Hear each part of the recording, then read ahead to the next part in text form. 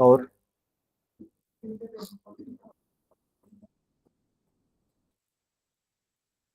हमने जो स्टार्ट किया हुआ था वाटर बॉडीज में हमने अटलांटिक ओशन को कल लिया। अटलांटिक ओशन के बारे में हमने इंफॉर्मेशन पढ़ी। उसके बाद हमने आइलैंड्स किए जो अटलांटिक ओशन में है। फिर हमने स्टार्ट किया था सीज, वो समुद्र जिनका ताल्लुक अटलांटिक ओशन के साथ है। दो हम पढ़ चुके थे, Baltic sea, smallest sea in the world. Baltic states कौन सी हैं? ऐसी कंट्रीज जिनकी बाउंड्री बाल्टिक सी के साथ मिलती है, लेटविया, एस्टोनिया, लिथुआनिया वगैरह वगैरह। मेडिटेरेनियन पढ़ा था हमने, दुनिया के जो है वो सेंटर में अलग करता है कॉन्टिनेंट यूरोप को कॉन्टिनेंट अफ्रीका से, जबकि की टू मेडिटेरेनियन इज जिब्राल्टर वगैरह वगैरह ये सवाल थे। आज हम स्टार्ट करते हैं आयनियन सी से। तो तीसरा जो सी है वो है आयनियन सी। लिख लेंगे, यहाँ से स्टार्ट करते हैं।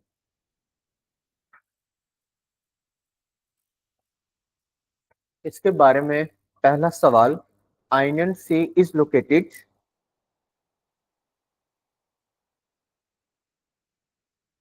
आयनियन Sea is located north of Mediterranean C.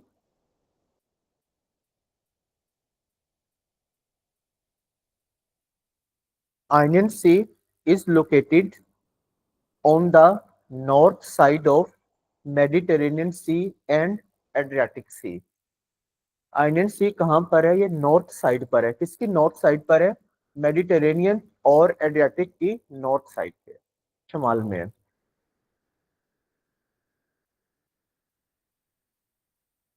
Clear? Between Italy and Greece, दो मुल्कों के दरमियान।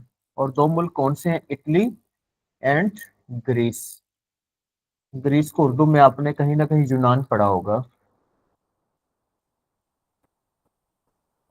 क्लियर?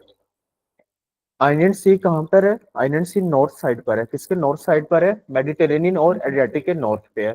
किन दो कंट्रीज के दरमियान है? Between Italy and Greece. Done. आगे लिखें एड्रियाटिक सी चौथे नंबर पे। एड्रियाटिक सी, थोड़ा नाम डिफिकल्ट है पर हो जाएंगे याद। Adriatic C is located,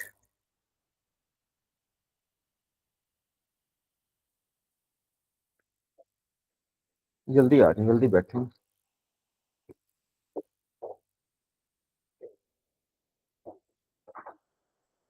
Adriatic C separates,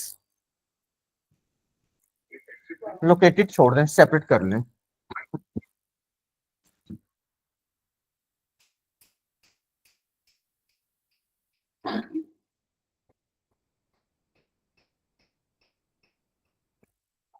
located में तो लोकेशन आपके पास पहले ही आ गई है, इकट्ठे हैं सारे।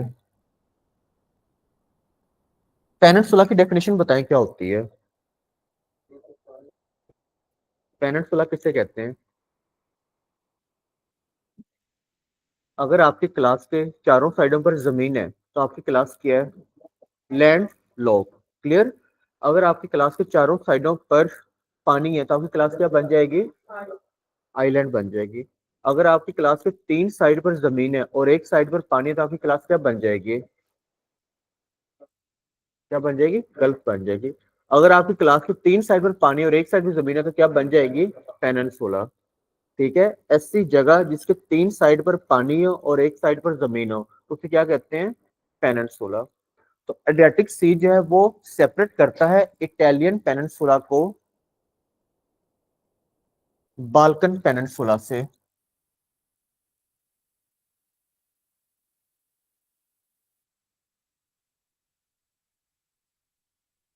पेनिनसुला की डेफिनेशन साइड पे लिख लें। Peninsula, three sides water, one side land. आपकी क्लास है, आपकी क्लास के अगर तीन साइड पर पानी हो और एक तरफ की जो लैंड है वो मेन बिल्डिंग के साथ अटैच है तो आपकी क्लास क्या है? एक पेनिनसुला। तो दो पेनिनसुला है, एक का नाम है इटालियन पेनिनसुला और दूसरे का नाम है बाल्कन पेनिनसुला।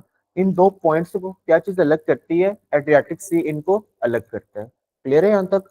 अब अगला सवाल करते हैं, इटालियन पेनिनसुला कहाँ है? इटली। तो इटालियन से आपको लैंग्वेज से याद आएगा इटली। तो Italian peninsula is Italy.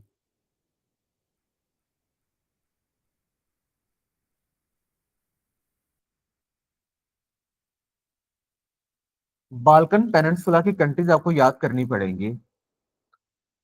Balkan Peninsula में कौन कौन से इलाके आते हैं? सबसे पहले क्रोशिया कंट्री का नाम है।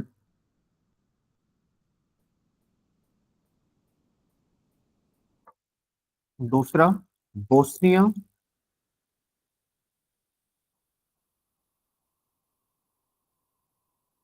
हर्जिगोविना। Bosnia Herzegovina. Croatia, CROATIA, Croatia. Bosnia Herzegovina.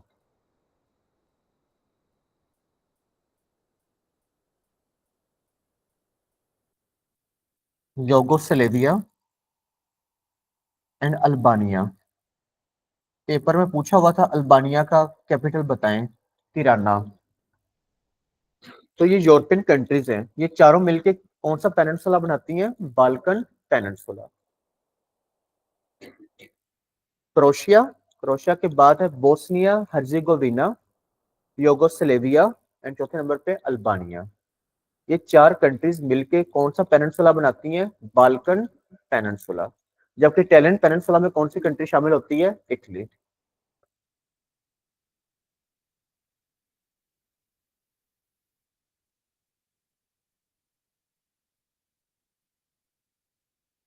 Crochet के बारे में सवाल आया हुआ था। फुटबॉल टीम है इनकी, रनर अप रही है एक टाइम पे, आज से 3-4 साल पहले इसके बारे में सवाल था। क्लियर है? कोई मसला मसाइल यहाँ तक? डन। पांचवें नंबर पे लिखें agency.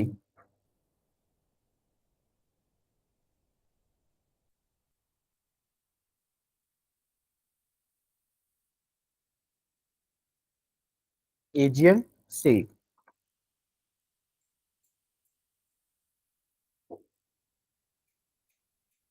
Aegean C is located between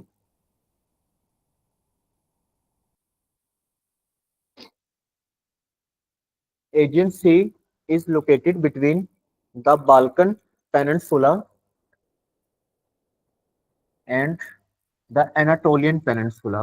Anatolia अपने नाम कहीं ना कहीं तो सुना ही होगा किसी ड्रामे में।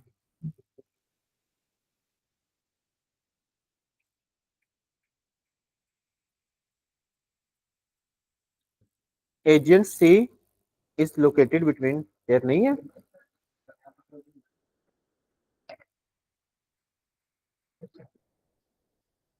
निशाशा आप इधर आ जाए, वो उधर बैठ जाएंगे। थोड़ा सा कैमरा हिलेगा।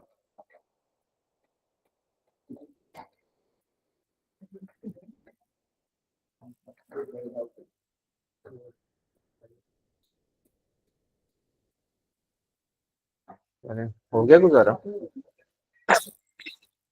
हाँ जी, बताता हूँ। एजियन सी सेपरेट्स बाल्कन पेनिनसुला। लोकेटेड कर लें, एक ही बात।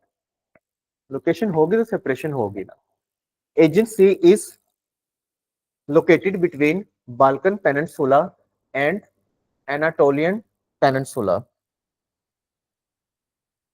बाल्कन पेनिनसुला में कौन सी चीजें हैं आपके सामने? Croatia, Bosnia, Yugoslavia and Albania. Anatolian Peninsula में कौन सी कंट्री आएगी? तुर्किया। तो अब हम तुर्की नहीं कहेंगे, तुर्की ये कहेंगे, और उर्दू में कहेंगे तुर्किया। तो अगर मैं कह दूं कि एजियन सी कहां पर लोकेट करता है, तो ग्रीस, यूनान। किन को अलग करता है? तुर्किया को अलग करेगा बाल्कन पेनिनसुला से, मतलब इस वाले पोर्शन को अलग करेगा इस वाले पोर्शन। सही है? अगर एक कंट्री याद रखनी तो आगे लिख लें ग्रीस। एजियन सी के आगे ब्रैकेट में लिख लें ग्रीस, यूनान।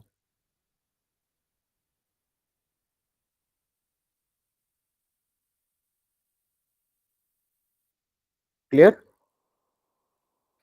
एक और एमसीक्यूज लिख लें। एजियन सी कनेक्ट्स, एजेंसी किस किस को मिलाता है? क्योंकि यूरोप है, यूरोप में हर चीज आपको बड़ी मिक्स नजर आ रही होती है मैप में, तो इसलिए मैं सवाल अलग अलग लिखवा रहा हूँ ताकि कॉन्सेप्ट क्लियर होता जाए। एजेंसी कनेक्ट करता है मेडिटेरेनियन सी को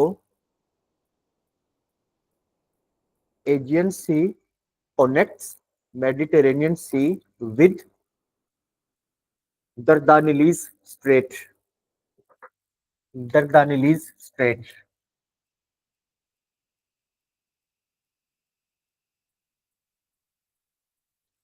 स्ट्रेट की क्या डेफिनेशन है? स्ट्रेट पानी का एक ऐसा तंग रास्ता जो पानी के दो हिस्सों को मिलाए। तो दुनिया में एक स्ट्रेट है दरदानेलीज स्ट्रेट। ठीक है। तो एजियन सी दो चीजों को मिलाता है। किन दो चीजों को मिलाता है? मेडिटेरेनियन को मिलाता है दरदानेलीज स्ट्रेट के साथ। बस सिंपल। यस ठीक है, रिवाइज कर ले।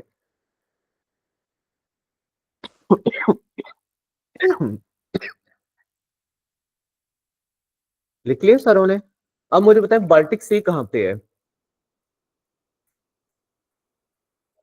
बाल्टिक सी कहाँ पे? मैंने कोई गलत सवाल तो नहीं पूछा। बाल्टिक सी कहाँ पे है?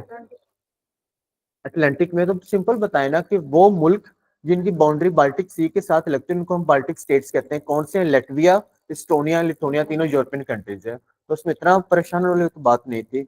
अब मुझे आप बताएं मेडिटेरेनियन सी जो है वो कहाँ पे है? Centre of the earth, Atlantic में। ठीक है। अब बताएं आइनियन सी कहाँ पे है? आगे तो लिखा between Italy and Greece. Adriatic Sea कहाँ पे है? आपके पास सारे जवाब लिखे हुए, रिवाइज करें। शाबाश, 2 मिनट रिवाइज करें। रिवाइज करें, 2 मिनट रिवाइज करें। इन पांचों चीज को अभी रिवाइज करें। कौन सा कहाँ पे है, किन को मिला रहा है, किन को अलग कर रहा है।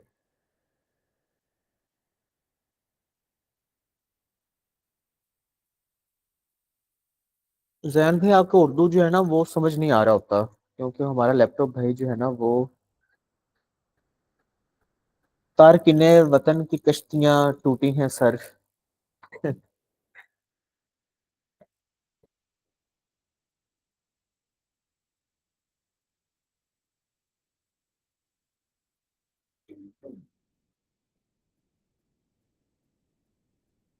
हाँ जी, क्लियर है। सारे जवाब मिल गए, सारे आपके पास लिखे हुए हैं। तो मसला तो नहीं है अब। चलें जी। 6 नंबर पे है बे ऑफ बिस्के। बे किसे कहते हैं?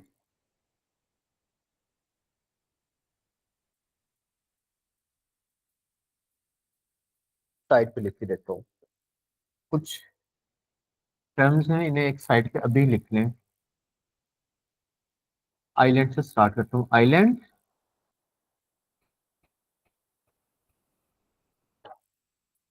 Land locked,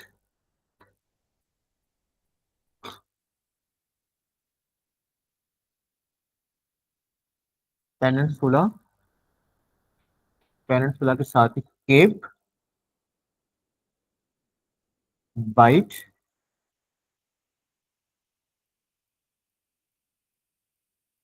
gulf, bay and creek.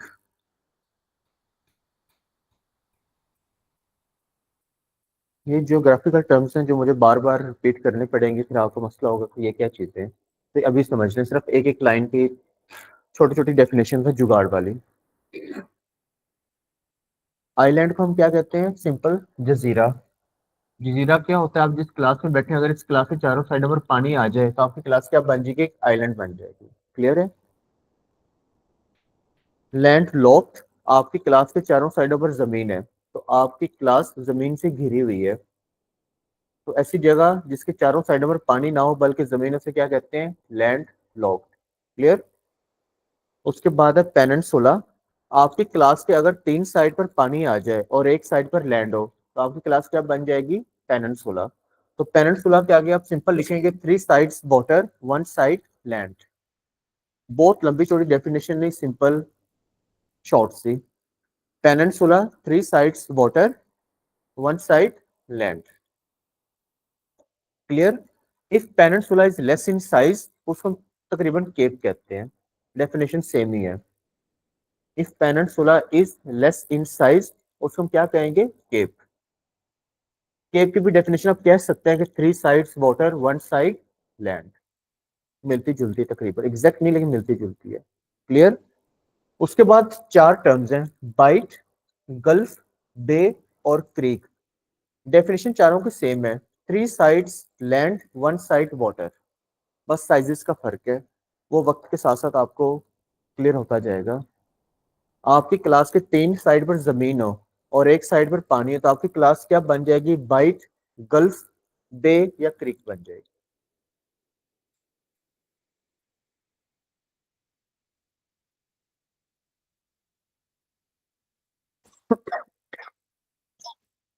जी ठीक है जी, मिनट पाँच, सब ठीक है। लेता हूँ मैं आपको भी क्लास में। बाइट, गल्फ, बे और क्रीक। डेफिनेशन सेम, क्या डेफिनेशन है? Three sides land, one side water. चले ठीक है। अब यहाँ पर बात हुई है बे ऑफ बिस्के, तो व्हाट इज बे? बे की डेफिनेशन आपको पता हो, three sides land, one side water. तो वो सवाल करता है कि बे ऑफ बिस्के कहाँ पे है, जैसे पूछ लेते हैं बे ऑफ बंगाल कहाँ पे है। तो Bay of Biscay is between France and Spain.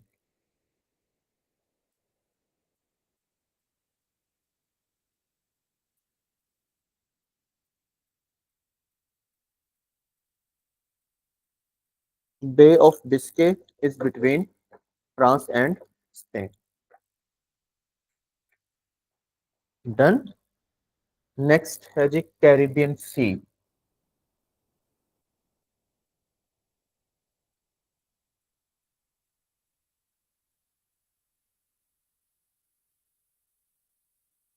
आपने शायद हॉलीवुड मूवी देखी हो, पायरेट्स ऑफ कैरिबियन। चलो अच्छी बात। Caribbean sea, deepest sea in the world.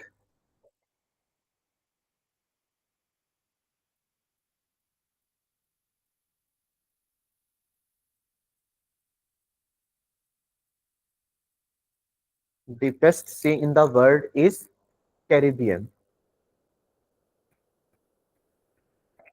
Geographically कौन सा कॉन्टिनेंट है ये? South America, America's.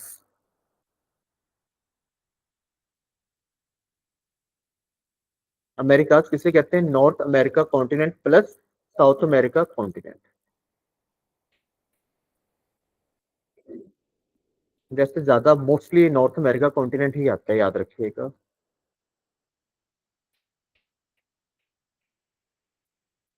इसके बारे में तीसरे एमसीक्यूज लिखें। The most powerful hurricane, the most powerful hurricane, HURRICANE, to hit the Caribbean Sea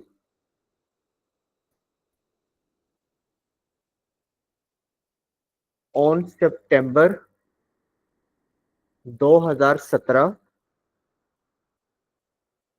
named was Irma। सितंबर 2017 में बड़ा तेज तूफान आया था कैरिबियन सी में और उस तूफान का क्या नाम रखा गया? इरमा। तो कभी आपसे पूछा जाए कि व्हाट वाज इरमा, तो आप कहेंगे कि मोस्ट पावरफुल हरिकेन था। किस समुद्र को टच हुआ था वो? कैरिबियन को। कब टच हुआ था? सितंबर 2017 में। रिवाइज कर लिया।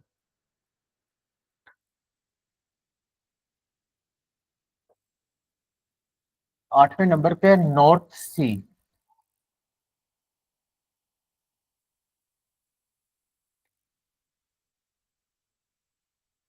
कभी आपसे पूछे नॉर्थ सी कहाँ पे है, तो आप जियोग्राफिकली कहेंगे लोकेशन है इसकी यूरोप। और ओशन कौन सा है? अटलांटिक। नॉर्थ सी। नॉर्थ सी अगर पूछा जाए जियोग्राफिकली किस कॉन्टिनेंट में है, तो आप कहेंगे यूरोप में है। और पूछा जाए ओशन कौन सा है, पैसिफिक है या अटलांटिक है, तो आप क्या कहेंगे? Atlantic.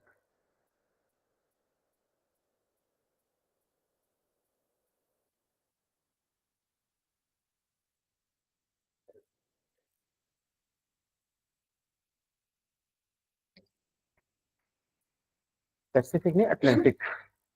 Atlantic ocean. Then ninth number पे है gulf of Mexico.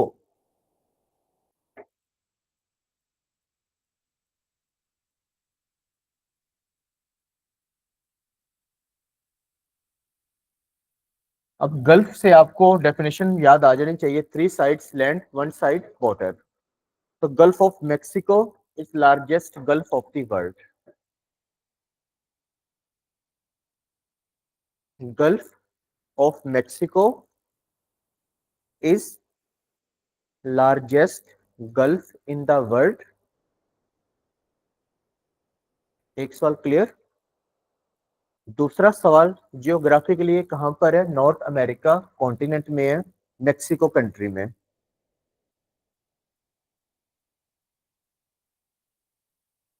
Where is gulf of Mexico located? North America continent, country Mexico. तीसरा सवाल, अगर पूछा जाए कौन सा ओशन है, तो आपको पता ही है अटलांटिक के बारे में बात हो रही है, तो ocean Atlantic. Ji.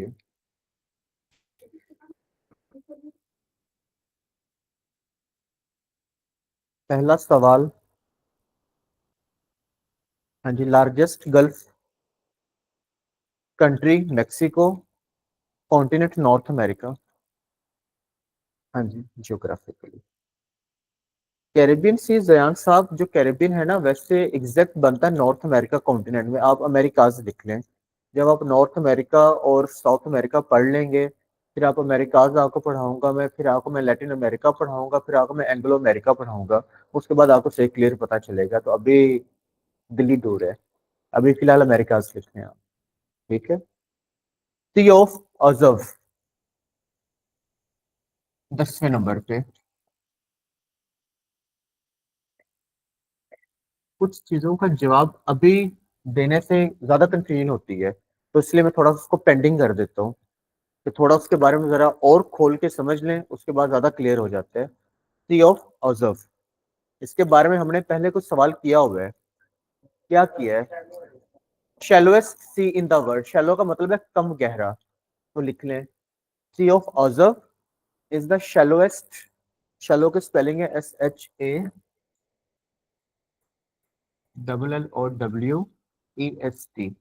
0.9 metre to 14 metres तक इसकी डेप्थ है। Sea of Azov is the shallowest sea in the world. इसकी गहराई 0.9 मीटर से लेकर 14 मीटर तक ऑब्जर्व की गई है।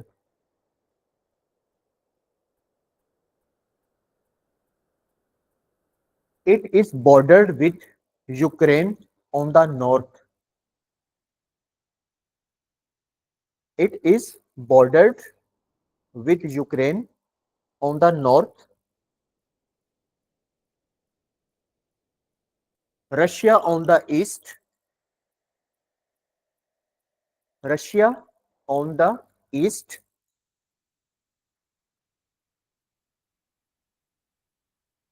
Crimean peninsula on the west. Crimean, CRIMEAN, Crimean peninsula on the west and black sea on the south. And black sea on the south. बड़े अच्छे बच्चे हैं आप लोग। आप लोग आसानी के लिए इस तरह करें, आप सी ऑफ ओजब लिखे आपने, आप इसकी 4 डायरेक्शंस दे दें। ऊपर होगा नॉर्थ, नीचे होगा साउथ, राइट साइड में होगा ईस्ट, लेफ्ट साइड में होगा वेस्ट। नॉर्थ में मैंने क्या लिखवाया है? तो ऊपर यूक्रेन लिख लें। ईस्ट में क्या लिखवाया है मैंने आपको? तो रशिया लिख लें। साउथ में क्या लिखवाया है? ब्लैक सी, तो ब्लैक सी लिख लें। वेस्ट में क्रीमियन पेनिनसुला लिख लें, तो आपके लिए आसान हो जाएगा। तो जो आप तोड़ तोड़ के लिख रहे हैं उसको डायग्राम में बना लें, सिंपल। तो अगर वो आपसे पूछ लें कि ब्लैक सी के नॉर्थ में क्या चीज है, आप क्या जवाब देंगे? सी ऑफ ऑजो। ठीक है। सी ऑफ ऑजो की डायरेक्शन देनी है आपने, ऊपर नॉर्थ, नीचे साउथ, राइट साइड पे ईस्ट, लेफ्ट साइड पे वेस्ट। सी ऑफ ऑजो के ईस्ट साइड पे क्या है? रशिया। ऊपर नॉर्थ में क्या है? यूक्रेन। साउथ में क्या है? ब्लैक सी। और वेस्ट में क्या है? Crimean peninsula. अब सवाल के व्हाट इज क्रिमियन पेनिनसुला, इसके बारे में लिखें। पेनिनसुला की क्या डेफिनेशन है? 3 साइड्स वाटर, 1 साइड लैंड। तो लिखें जी, Crimean Peninsula lies, CRIMEAN, Crimean Peninsula lies between Black Sea and Sea of Azov. ये ब्लैक सी और सी ऑफ ऑजफ के दरमियान है।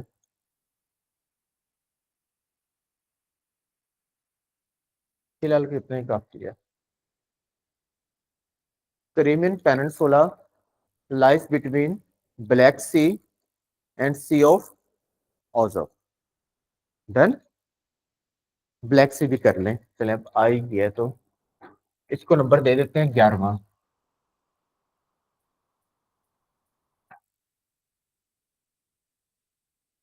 इसके बारे में 3 सवाल पेपर में पूछे गए हैं। पहला सवाल, why black C is called black. तो पहले इसकी लोकेशन कर लेते हैं। लिखें जी, ब्लैक सी की हेडिंग दे दें। कौन सी कंट्री है ब्लैक सी की? कौन सी वाली लगती है? जॉर्जिया। जॉर्जिया लिख लें आप लोग। Black sea boundary is attached with Georgia. Black sea boundary is attached with Georgia. Georgia की स्पेलिंग है GEORGIA। जॉर्जिया। क्लियर। आगे ब्रैकेट में लिख लें यूरोप, ताकि आपको हमेशा याद रहे कौन सा कॉन्टिनेंट है, यूरोप। फिर सवाल था, एक ऐसा सी बताएं जो बहरी तजारत के लिए मौजू नहीं है। Which sea is not suitable for shipping trade? Black Sea. Black C is not suitable, Black C is not suitable for shipping trade. Interview में वजह पूछेगी, तो वजह यह कि पानी के अंदर रॉक्स हैं, चट्टाने हैं। Because of rocks inside water.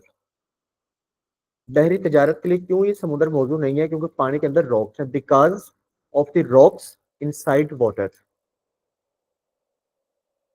पानी के अंदर छोटी छोटी चट्टाने बहुत ज्यादा हैं, जिसकी वजह से जहां से क्रैश होने का खतरा है, लिहाजा इस सी को मौजूद नहीं समझा जाता बहरी तजारत के लिए। क्लियर। फिर एक सवाल रह गया था, why black C is called black? Due to huge fog. यहाँ पर टेम्परेचर कम होने की वजह से धुंध बहुत जाता है। Due to huge fog inside water it is called black. आपने कई इंग्लिश मूवीज देखी होंगी, पायरेट्स ऑफ कैरिबियन अगर देखी है, तो एक काला समुद्र नजर आ रहा होता है। पहले रोशनी होती है, फिर अचानक ही अंधेरा छा जाता है, तो वो ब्लैक सी होता है। Due to huge fog inside water, पानी के अंदर जो है वो धुंध बहुत ज्यादा है, जिस वजह से इसे क्या कहा जाता है? ब्लैक। अब आपके पास सारे आंसर आ गए। पहला, ब्लैक सी कहाँ पे है? जॉर्जिया में। जॉर्जिया कहाँ पे है? यूरोप में। दूसरा, कौन सा ओशन है? अटलांटिक। तीसरा, ऐसा कौन सा ओशन, ऐसा कौन सा सी है जो बहरी तजारत के लिए सूटेबल नहीं है? ब्लैक सी। क्यों नहीं है? पानी के अंदर रॉक्स है, वहां पर सफर नहीं हो सकता। और चौथा, इसको ब्लैक क्यों कहा जाता है? Due to huge fog. Revise कर ले।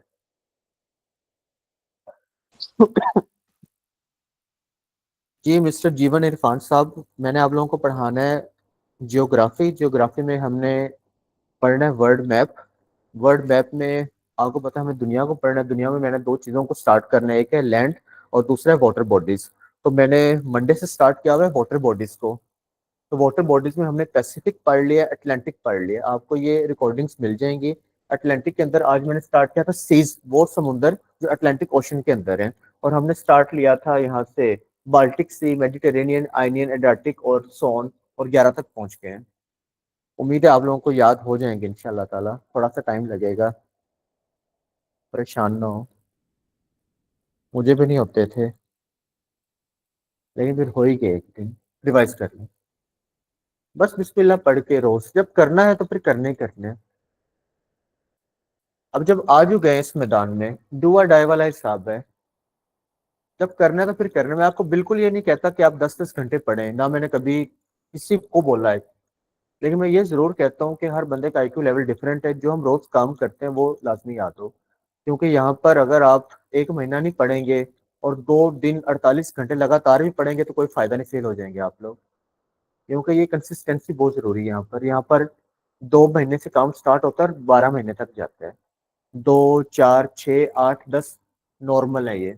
इतना महीने आपको पढ़ना पड़ेगा। तो हेक्टिक होके ना पढ़ें। डेली बेसिस का रोज का काम रोज याद करें। एक टाइम पाएगा जब आप लोग एक दूसरे कम्पीट करेंगे, आपको नॉलेज बढ़ेगा आपका।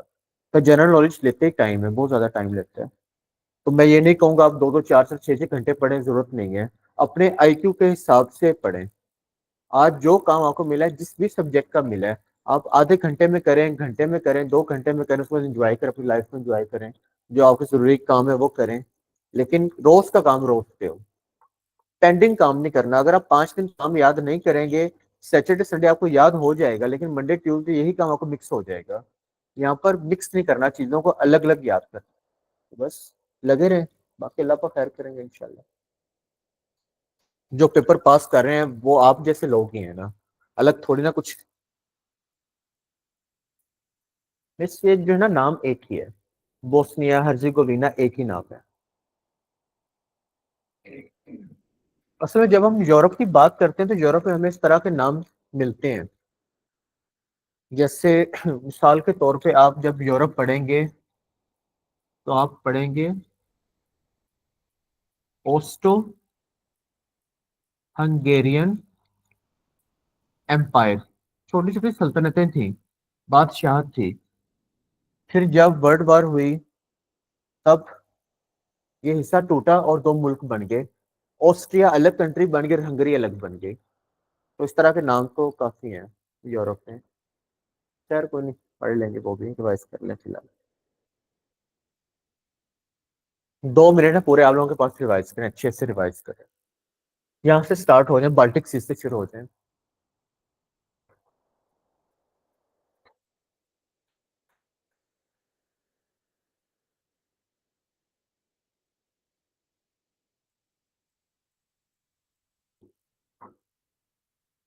एक चीज रह गई है,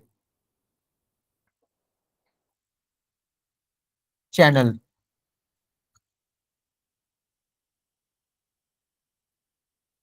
चैनल स्ट्रेट का बड़ा भाई है। स्ट्रेट है a narrow strip of water that connect two water bodies. Channel है broad strip of water that connect two water bodies. Strait का साइज कम है, चैनल साइज में बड़ी है। डेफिनेशन सेम ही है।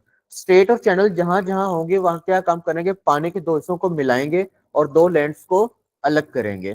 तो पेपर में सवाल आया था इंग्लिश चैनल का, वहां पर एचबीओ या स्टार मूवीज नहीं लगाना था। तो लिख लें सवाल एक और, English channel separates London from France. London को फ्रांस से क्या चीज अलग करती है, इंग्लिश चैनल। तो चैनल की डेफिनेशन आपने साइड पे लिखनी है। Channel a broad strip of water that connects two water bodies. पहले डेफिनेशन लिखने आराम से। तो व्हाट इज चैनल, बताता हूँ। Channel a broad strip of water that connects two water bodies and separate two land. जहां कहीं भी चैनल होगा वो पानी के दो हिस्सों को मिलाएगा और जमीन के दो हिस्सों को अलग करेगा। तो पेपर में सवाल था इंग्लिश चैनल के बारे में। English channel separates London from France. English channel जो है वो लंदन को अलग करता है फ्रांस से।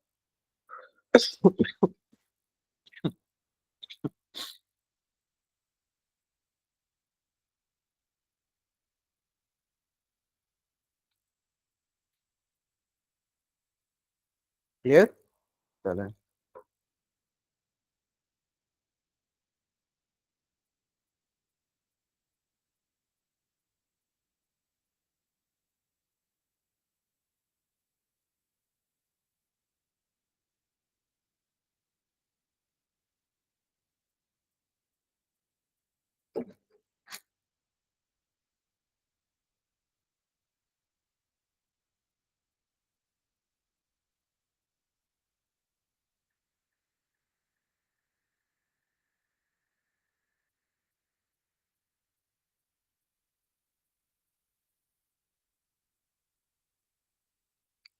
थर्ड नंबर पे इंडियन ओशन, बहरे Hind.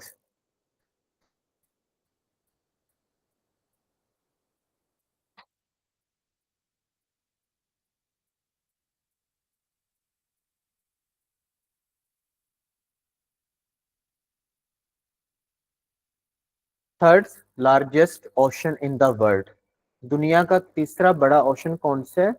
Indian. World third largest ocean in the world is Indian ocean.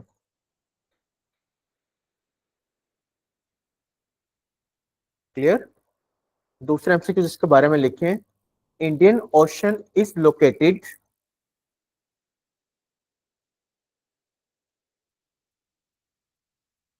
Between continent Africa, comma southern ocean, comma Australia and Asia. तीन कॉन्टिनेंट्स और एक ओशन के दरमियान, चार चीजों के दरमियान आपको नजर आएगा। अफ्रीका, ऑस्ट्रेलिया, एशिया और सदर्न ओशन के दरमियान आपको इंडियन ओशन नजर आएगा। इसकी लोकेशन के एतबार से कहा जाता है half ocean of the world. तो तीसरे एमसीक्यू बनेगा, Indian ocean is also known as half ocean of the world. ये भी लिखें, Indian ocean is known as the half ocean of the world. World किसका निकनेम है? अर्थ का nickname है। क्लियर? चौथा एमसीक्यू लिखें, Indian ocean is located in eastern hemisphere.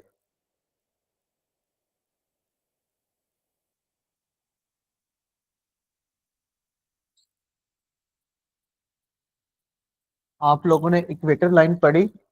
Equator line जो दुनिया को दो हिस्सों में डिवाइड करती है, इक्वेटर से ऊपर वाला हिस्सा नॉर्थ हेमिस्फेयर, नीचे वाला हिस्सा साउथ हेमिस्फेयर। हमेशा ऊपर है नॉर्थ और नीचे है साउथ।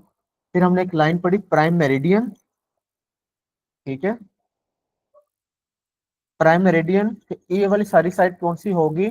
Eastern hemisphere. और ये वाली सारी साइड कौन सी होगी? Western hemisphere. तो इंडियन ओशन कहाँ पे लोकेट करता है? ईस्टर्न हेमिस्फेयर में।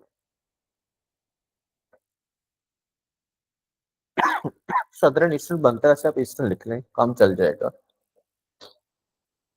Indian ocean is located in eastern hemisphere. फिर सवाल पूछा गया, ऐसा कौन सा ओशन है जो किसी जिसका नाम किसी मुल्क के नाम पर है? Indian Ocean. Indian ocean is named on a country named India. Indian ocean is named on a country, inverted comma में लिख लें, India.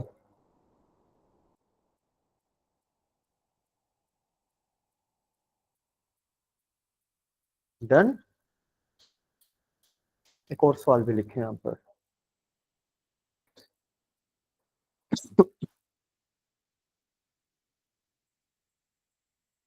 It was known as Eastern Ocean before सन 1515।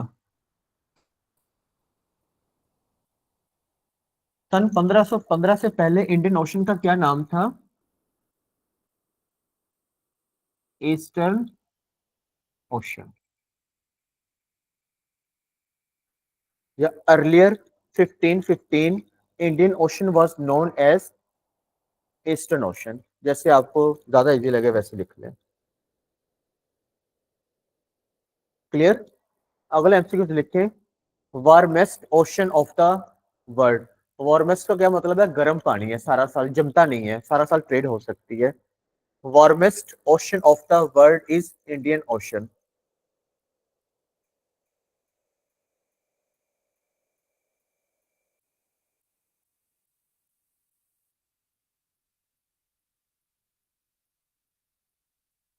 क्लियर। एक और सवाल लिखें। Indian ocean is land locked in north hemisphere. Indian ocean is land locked in north hemisphere because it does not extends to Arctic Ocean। ये Arctic से मिलता नहीं, लिहाजा ये नॉर्थ हेमिस्फेयर में लैंड लॉक टाइप है। Indian ocean is land lock in north hemisphere because it does not extends with Arctic ocean.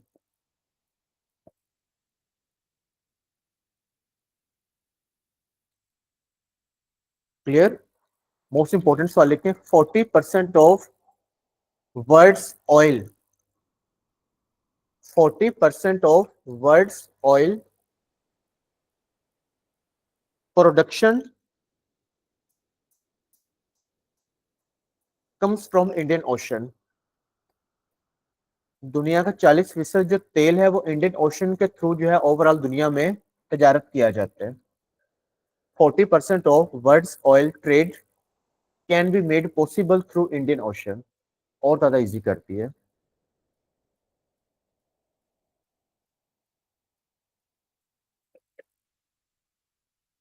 Clear. Deepest point of Indian ocean is Java Trench, Sunda trench.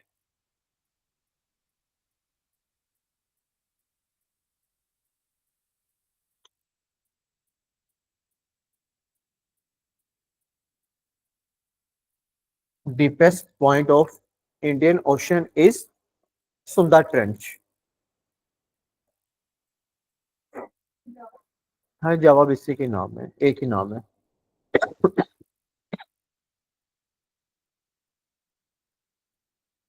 Sunda trench कभी पूछ ले वो कहाँ पे है, Java island में है, तो एक ही नाम है। The depth of Sunda Trench is 7450 metre.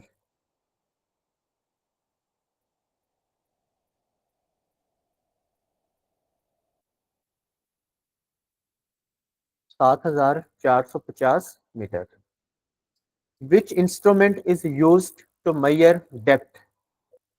पैथोमीटर। ठीक है, रिवाइज कर लें शाबाश। इंडियन ओशन को शुरू से लेके यहाँ तक रिवाइज कर लें। जो जो भी खसूसियात हमने इंडियन ओशन की पढ़ी, किसका रह गया तो मेरे से पूछ लें, ये आपस में एक दूसरे का देखना तो प्लीज देख लें, फिर हम आगे चलें। ऑनलाइन वालों का कोई भी इशू है तो प्लीज बता दें।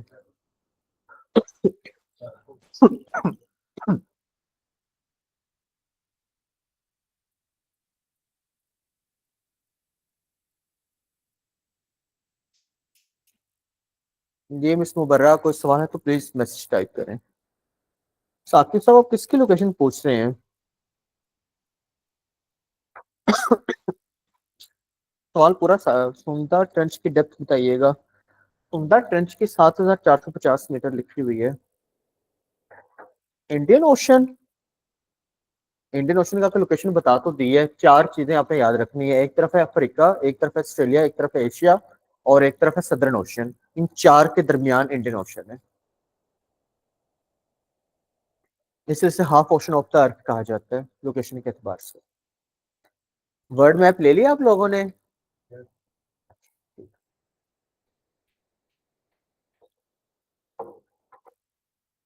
मेरी कोशिश यही है कि आपको ज्यादा मुश्किल तरीके से ना लिखवाऊं, आपको तोड़ तोड़ के अलग अलग एमसीक्यूज में लिखवाऊं। लेकिन मेरी आपसे इल्तिजा ही है कि आप रोज का काम रोज याद कीजिएगा। क्योंकि ये वीक तो चले मैं नॉर्मल जा रहा हूँ, अगले वीक से मैंने स्पीड बढ़ा देनी है। और मेरा टारगेट होगा कि एक दिन में या 2 दिन में एक कॉन्टिनेंट कंप्लीट हो जाए। तो फिर आपके लिए मसला बन जाएगा सारी चीज़ों को याद करना। और आपको इस बात का इल्म ही है कि 20वें रोजे के बाद आप लोग कितने ज़्यादा मसरूफ हो जाएंगे। तो 20वें रोजे के बाद मुझे नहीं लगता कि बीइंग अ स्टूडेंट बंदा ईद की तैयारियां करे या फिर पढ़े। तो आपके पास जो है ना 20वें रोजे से पहले पहले टाइम है, एक दफा टिका के पढ़ लें, क्योंकि फिर आकर 2 वीक्स का ब्रेक होना ही होना है ईद में। आप लोगों ने कहना है जी अब ट्रांसपोर्ट नहीं मिल रही, घर जाना है, ये मामलात है वो मामलात है। 22वें 24वें रोजे के बाद तो जो है ना वो, मुझे पता है, मुझे पता है जो आप 29वें रोजे जाएंगे ना, मुझे पता है। खैर,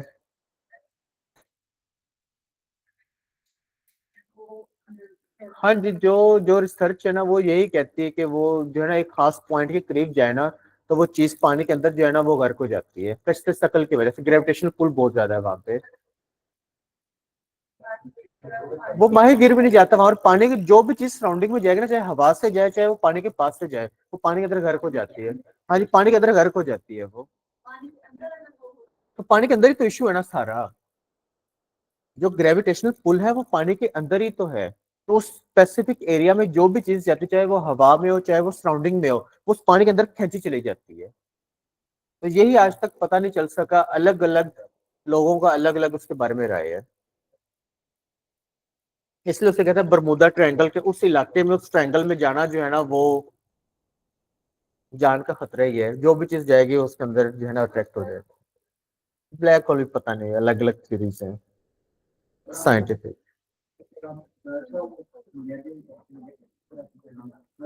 हाँ, फर्डिनेंड मैगलन साहब। वही है। और नहीं, मारने शारने वाला नहीं। अब देखे ना, बात यहाँ पर यही आती है, ऑस्ट्रेलिया को किसने डिस्कवर किया? विलियम जेम्स लोन ने। कभी नाम आया उस बंदे का? क्यों नहीं नाम आया? ऑस्ट्रेलिया में हम किसका नाम लेते हैं? कैप्टन जेम्स कुक का, 1770 में। तो नाम तो वही है, माइट इज राइट वाला। अब कई लोग कहते हैं जी चांद पर कदम किसने रखा? नील आर्मस्ट्रांग ने। कई कहते हैं कि कैमरा किसने रखा फिर वहां पर?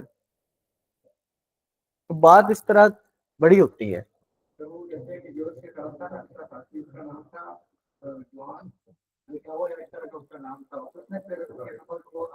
वो नहीं,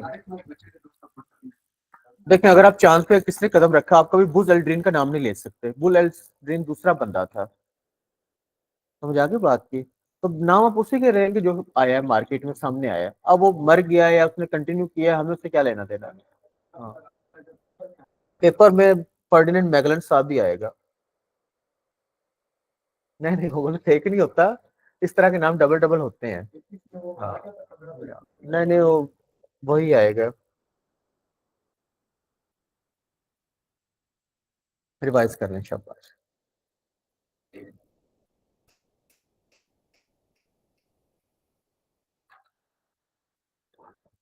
आगे लिखें जी, Indian Ocean has some marginal seas.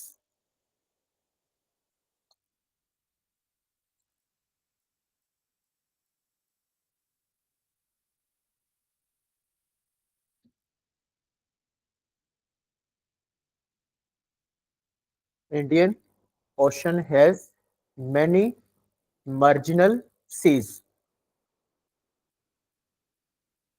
अब व्हाट इज मार्जिनल सी? नई डेफिनेशन है। मार्जिनल सीज या मार्जिनल सी एक कर लें। Marginal sea is a section of an ocean.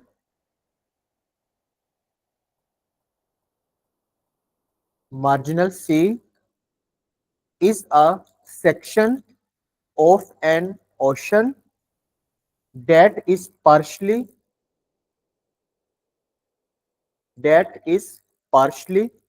enclosed with an island or peninsula or an archipelago. Partially enclosed with an island or peninsula or archipelago. Archipelago means cluster of islands. ऐसी जगह जहां पर सितारों के बहुत बड़े झुरमट हों।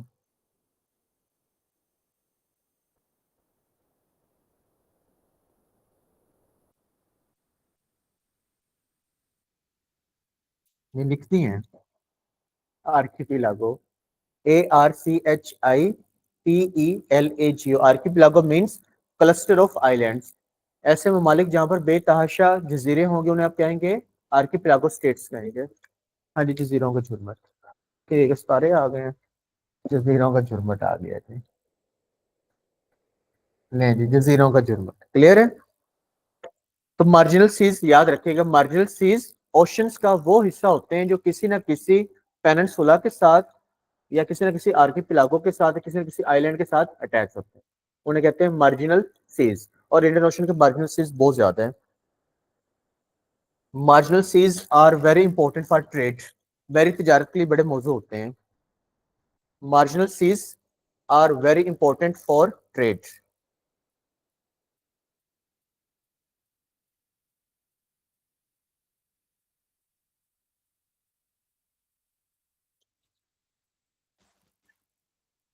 Done. अब एक नई हेडिंग दे दें, islands in Indian ocean.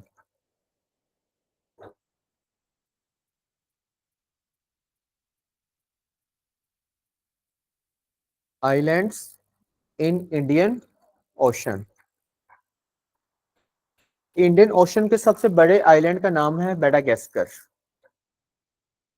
Largest island in Indian ocean is Madagascar.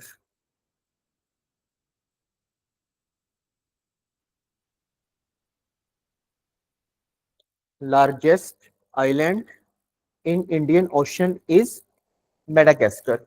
अगर पूछा जाए दुनिया में इसका कौन सा नंबर है, तो लिस्ट के मुताबिक कौन सा नंबर था? पहले नंबर पे कौन सा था?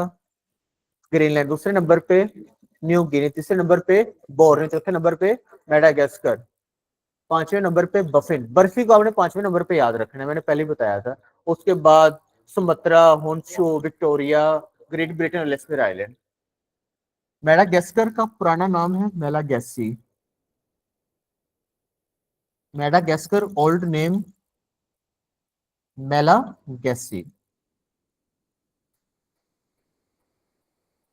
Madagascar old name was Malagasy. Clear. फिर सवाल पूछा गया, जियोग्राफिकली मेडागास्कर किस कॉन्टिनेंट में है? अफ्रीका। और ओशन कौन सा है? इंडियन। मेडागास्कर जिसका पुराना नाम मेलागैसी है, कॉन्टिनेंट अफ्रीका, इंडियन ओशन।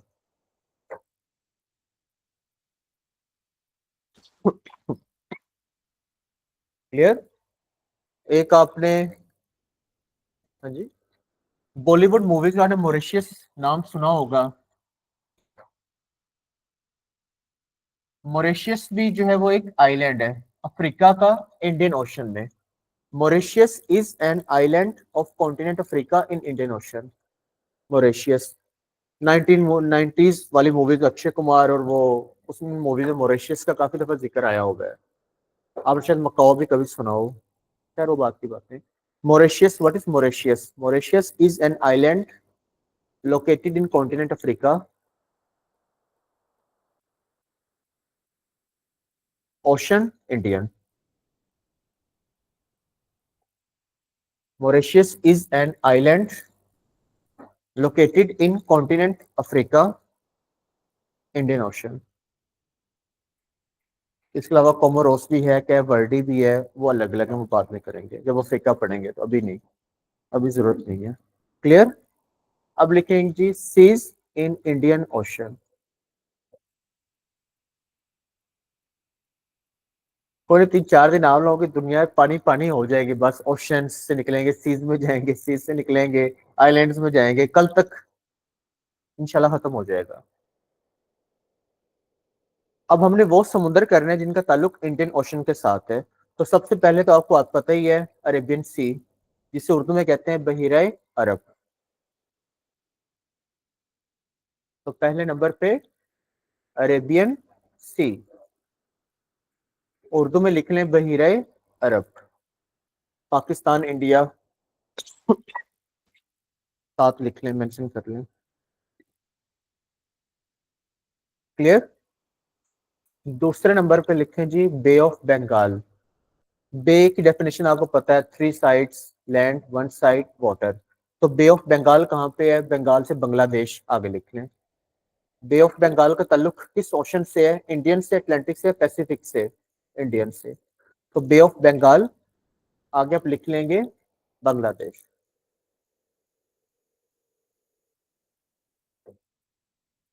एक है जी अंडा और एक है मैन, आपने दोनों को इकट्ठा मिला दिया तो ये बन गया अंडमान सी।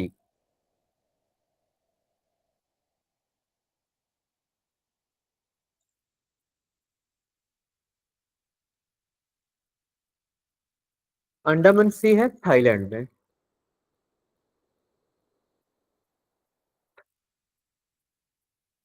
यहाँ पर एक बड़ा मशहूर आइलैंड है फुकेट आइलैंड। कभी सवाल आ जाए फुकेट आइलैंड किस मुल्क में है, थाईलैंड में, या अंडमान सी में आपको कौन सा आइलैंड देखेंगे, फुकेट आइलैंड, एक ही बात है।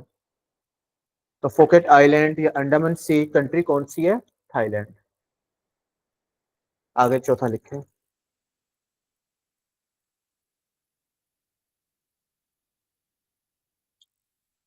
Persian gulf. Persian gulf, gulf किसे कहते हैं।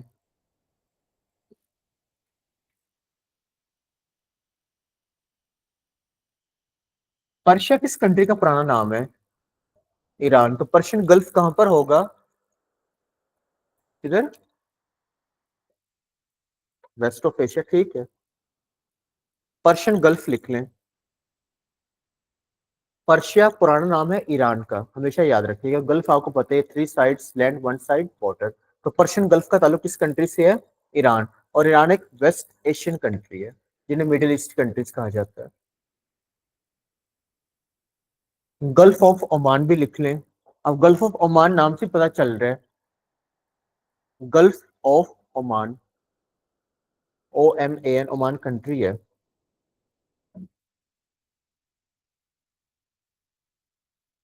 Gulf of Aden, Gulf of Aden, ADEN।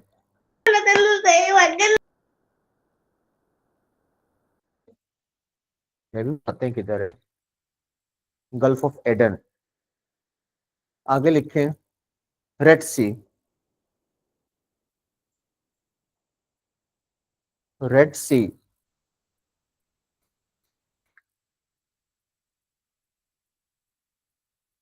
Red सी को उर्दू में कहा जाता है बहीरे अहमर।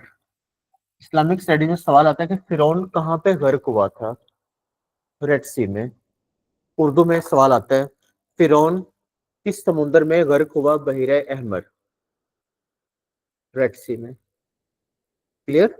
इसके बारे में और सवाल लिखें। Red Sea separates continent Africa from Asia. Red Sea क्या काम करता है, अलग करता है कॉन्टिनेंट अफ्रीका को एशिया से।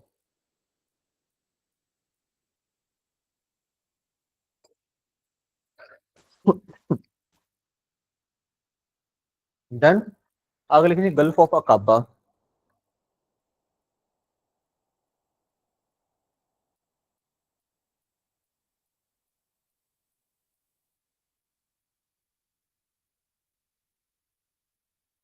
गल्फ ऑफ अकाबा, इसके बारे में लिखेंगे Gulf of Aqaba is connected to Red Sea. Gulf of Aqaba किसके साथ कनेक्ट है, रेड सी के साथ। And is approximately 110 mile long. 110 मील लंबी है ये।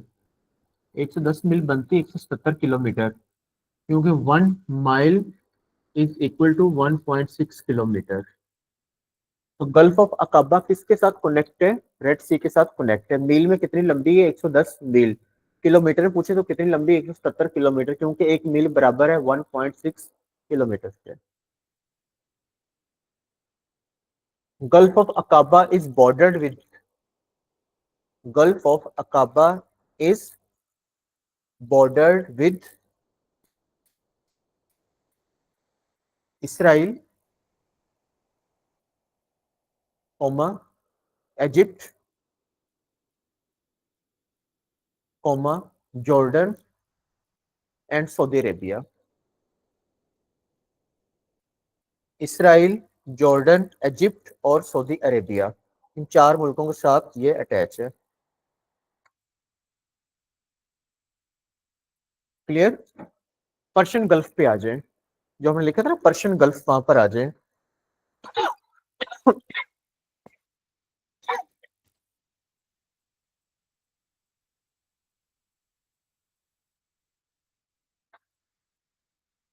जब भी गल्फ की बात हो तो गल्फ कंट्रीज हैं 8। तो एक साइड पे लिख लें गल्फ कंट्रीज आर 8।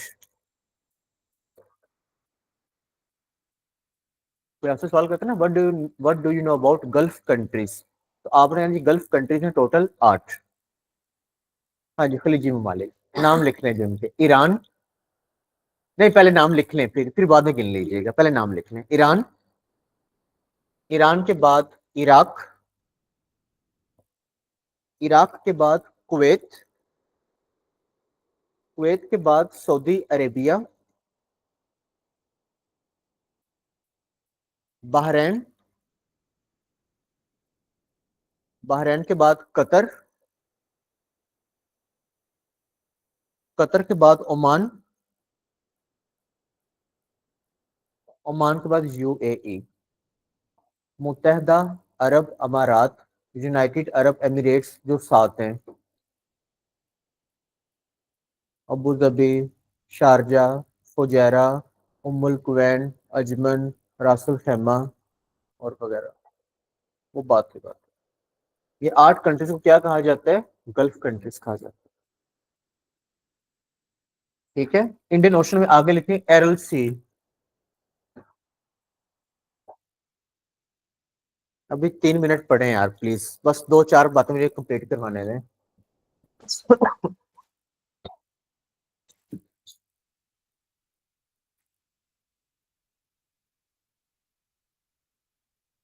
एरल सी का फॉर्मूला देसी बनाया हुआ है ओक। Aral Sea is not a sea, it's a lake, lake between Uzbekistan and Kazakhstan. Aral Sea is not a sea, it's a lake. Aral Sea एक सी नहीं है बल्कि एक लेक है। Aral Sea is not a sea, it's a lake. तो Aral सी कहाँ पे located है? उसका फॉर्मूला है ओक। A stand for Aral Sea, U stand for Uzbekistan and K stand for Kazakhstan.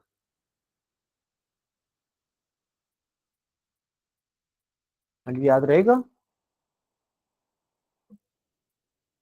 Aral Sea is not a sea, it's a lake between Uzbekistan and Kazakhstan. Option कौन सा?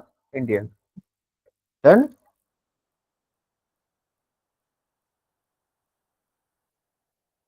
Caspian सी, ये सी है या नहीं है? नहीं है। Caspian C is not a sea, it's largest area wise lake. हाँ नहीं, फाल्टिस यहाँ पर ना लिखे, सवाल चेंज हो जाएगा फिर। Caspian C is not a sea, it's largest area wise lake. रकबे के लिहाज से सबसे बड़ी लेक है ये। Caspian C is not a sea, it's largest area wise lake. इसका फॉर्मूला है जी Tariq.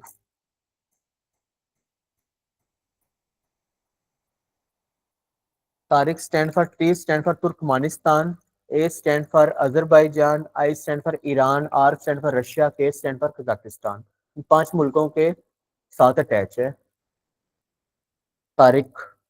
T stand for Turkmenistan, TURKMENISTAN, Turkmenistan, Azerbaijan, Russia, Iran and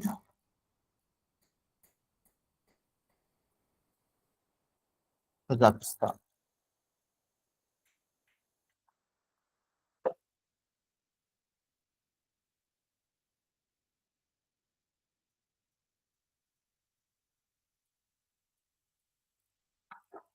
हाँ जी, अफाका हो गया। बाकी कल करेंगे इंशाल्लाह। कल वाटर बॉडीज कंप्लीट हो जाएंगे, फिर आपको थोड़ा होमवर्क भी दूंगा मैं। नेक्स्ट मंडे से हम लोग लैंड स्टार्ट करेंगे। ऑनलाइन वालों को कोई भी सवाल है तो प्लीज पूछते हैं। पैसिफिक भी हो गया, अटलांटिक भी हो गया, इंडियन भी हो गया। मंडे से मैंने स्टार्ट किया था। मंडे, ट्यूसडे, वेडनेसडे तीसरा दिन है। ठीक है। जो नए बच्चे आए हैं आपको रिकॉर्डिंग लेक्चर्स मिल जाएंगे, आपने रिकॉर्डिंग्स लेके लाइव उनको ध्यान से आराम से समझ लेना है। और जो चीज समझ ना आए आपने कल मेरे से पूछ लेना है। अभी भी किसी को इशू है तो मुझे प्लीज बता दें। अगर कोई नए बच्चे हैं तो अपना स्टेटस क्लियर कर दें जी, हमारा निया है। रुकिया नहीं, रुकिया मिस गुलनाज आपने रुकिया क्या लिखा है?